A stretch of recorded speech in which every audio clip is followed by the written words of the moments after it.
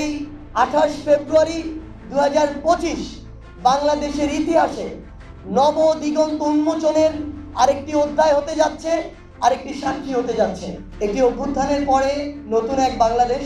এই নতুন বাংলাদেশের সময়ের সবচেয়ে বড় দাবিটি হচ্ছে একটি শক্তিশালী রাজনৈতিক দল, এবং আমাদের এই 7 মাসের অভ্যুত্থান পরবর্তী সময়ে সবচেয়ে বড় অনুধাবনটি হচ্ছে সেই 5 অগাস্ট নতুন বাংলাদেশে আমরা যে স্বপ্নগুলো দেখেছি, এই জুলাই স্পিরিটকে সামনে রেখে নতুন বাংলাদেশকে আমরা যেই জায়গায় কল্পনা করেছি, বাংলাদেশকে সেই জায়গায় নিয়ে যাওয়া একটা দীর্ঘ লড়াই। এবং আমরা আমাদের জায়গা থেকে বিশ্বাস করি যে হাজারো শহীদের জীবনের উপরে, প্রায় 1.5 লক্ষ ভাই বোনের রক্তের উপরে দাঁড়িয়ে যে নতুন বাংলাদেশ, এই বাংলাদেশে এই দীর্ঘ লড়াইটি করে সেই কাঙ্ক্ষিত বাংলাদেশ আগামীর প্রজন্মকে উপহার দেয়া আমাদের কাছে একটি আমানত।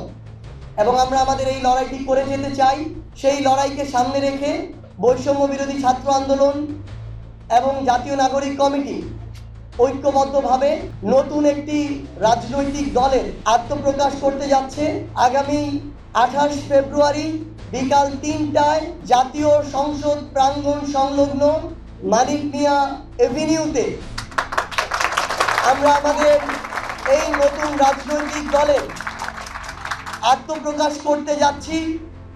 আমরা আমাদের এই আত্মপ্রকাশের যে শপথ, সেই শপথটি এই বাংলাদেশের 18 কোটি মানুষের আশা আকাঙ্ক্ষার যে প্রতীক, ওই জাতীয় সংসদ, সেই জাতীয় সংসদকে সামনে রেখে এই শপথটি করতে চাই। কারণ বিগত যুগের পর যুগ ধরে ওই জাতীয় সংসদটিকে এই দেশের মানুষের আশা আকাঙ্ক্ষা বাস্তবায়নের ক্ষেত্র না বানিয়ে ব্যক্তিগত, গোষ্ঠীগত, দলীয় পলিসি মেকিং এর জায়গা বানিয়ে রাখা হয়েছিল। তাই আমরা বাংলাদেশের ছাত্র জনতাকে সামনে রেখে, ওই জাতীয় সংসদকে সামনে রেখে আগামীর বাংলাদেশে নতুন যে রাজনৈতিক দলটি হতে যাচ্ছে, সেই রাজনৈতিক দলের আত্মপ্রকাশ করতে যাচ্ছি। এবং আমরা এই শপথ নিয়ে, এই কমিটমেন্ট নিয়ে শুধু একটি কথাই বলতে চাই, যে হাজারো শহীদের রক্তের উপরে, হাজারো রক্তাক্ত লাশের উপরে যে নতুন বাংলাদেশ এসেছে, এই নতুন বাংলাদেশে আমরা যে রাজনৈতিক দলটি করতে যাচ্ছি, এখানে ব্যক্তি স্বার্থ, গোষ্ঠী স্বার্থ, দলীয় স্বার্থের ঊর্ধ্বে বাংলাদেশের মানুষের স্বার্থ, বাংলাদেশের স্বার্থ প্রাধান্য পাবে।